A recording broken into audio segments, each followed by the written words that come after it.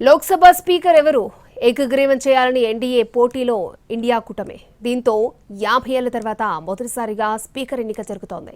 బలం తక్కువ ఉన్న ఇండియా కూటమి అభ్యర్థిని ఎందుకు నిలిపింది? దశాబ్దాల సాంప్రదాయం ఏమైంది? లోక్సభ ఎన్నికల యుద్ధం ముగియగానే మరో రసవత్తర రాజకీయానికి తెరలేచింది. లోక్సభ స్పీకర్ పదవి వేదికగా అధికార విపక్షాల మధ్య బల నిరూపణ సమరం అత్యంత ఆసక్తికరంగా మారుతోంది. భారత రాజకీయాల చరిత్రలో 50 ఏళ్లలో తొలిసారి స్పీకర్ పదవికి ఎన్నిక జరగబోతోంది. బీజేపీ నేతృత్వంలోని ఎన్డీఏ నుంచి ఓం బిర్లా మరోసారి స్పీకర్ రేసులో ఉండగా, ఇండియా కూటమి నుంచి కాంగ్రెస్ కేరళ ఎంపీ సురేష్ బరిలో నిలిచారు.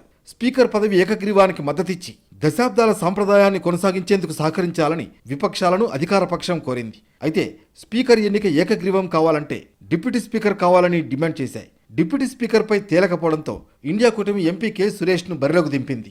पद को यूनानिमसली हम चुनते हैं, यही परंपरा अगर हम फॉलो कर रहे हैं तो उसमें अहंकार का बात कहां से आ जाते हैं? हम पहली बार तो परंपरा नहीं कर रहे हैं। क्या हम पहली बार लोकसभा स्पीकर को निर्विरोध चुनने का परंपरा हम पहले बोल रहे हैं? क्या पहले बार तो नहीं कर रहे हैं? ये हमेशा ऐसा ही होते आया है, इसलिए ये राजनीति का मुद्दा नहीं है।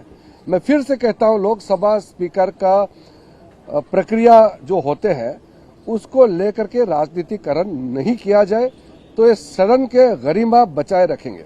ఇవాళ ఉదయం 11 గంటలకు లోక్సభ స్పీకర్ ఎన్నిక జరుగుతుంది. పార్లమెంట్ చరిత్రలో తొలిసారి లోక్సభ స్పీకర్ పదవికి ఎన్నిక జరగనుండడంతో అధికార విపక్షాలు ప్రతిష్టాత్మకంగా తీసుకున్నాయి.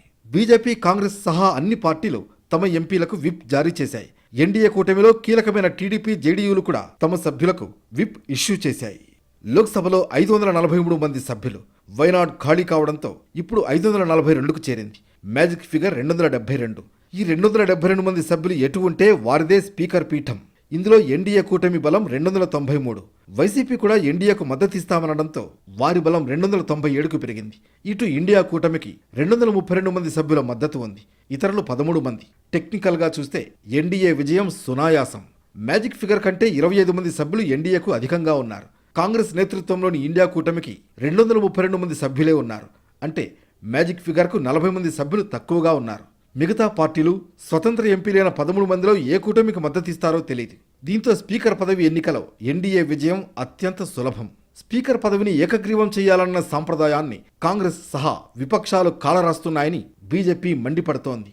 మరి డిప్యూటీ స్పీకర్ పదవిని విపక్షాలకు ఇవ్వడం కూడా సాంప్రదాయమే కదా అని प्रधानमंत्री ने कहा है कि ऑपोजिशन को कंस्ट्रक्टिवली सरकार के साथ कोऑपरेट करना चाहिए. ऑपोजिशन ने क्लियरली कहा है. राजनाथ सिंह जी का खारगे जी को फोन आया. राजनाथ सिंह जी ने खारगे जी से कहा, देखिए आप हमारे स्पीकर को सपोर्ट कीजिए. पूरे ऑपोजिशन ने कहा है कि हम स्पीकर को सपोर्ट करेंगे, मगर कन्वेंशन ये है कि डेप्यूटी स्पीकर ऑपोजिशन को मिलना चाहिए. राजनाथ सिंह जी ने कल शाम कहा था कि वो खारगे जी को कॉल रिटर्न करेंगे. अभी तक राजनाथ सिंह जी ने खारगे जी का कॉल रिटर्न नहीं किया है. तो मोदी जी कह रहे हैं कंस्ट्रक्टिव कोऑपरेशन हो, और फिर हमारे नेता को इंसल्ट करा जा रहा है. नियत साफ नहीं है. नरेंद्र मोदी जी कोई कंस्ट्रक्टिव कोऑपरेशन नहीं चाहते हैं, क्योंकि कन्वेंशन है कि डेप्यूटी स्पीकर ऑपोजिशन का होना चाहिए. और हमने कहा है, पूरे ऑपोजिशन ने कहा है कि अगर कन्वेंशन फॉलो किया जाएगा तो पूरा समर्थन स्पीकर के इलेक्शन में हम देंगे. కాంగ్రెస్ ప్రశ్నిస్తోంది. మొత్తానికి ఎన్నికలు ముగిసిన తర్వాత జరుగుతున్న బల ప్రదర్శనపై అందరి దృష్టి పడింది.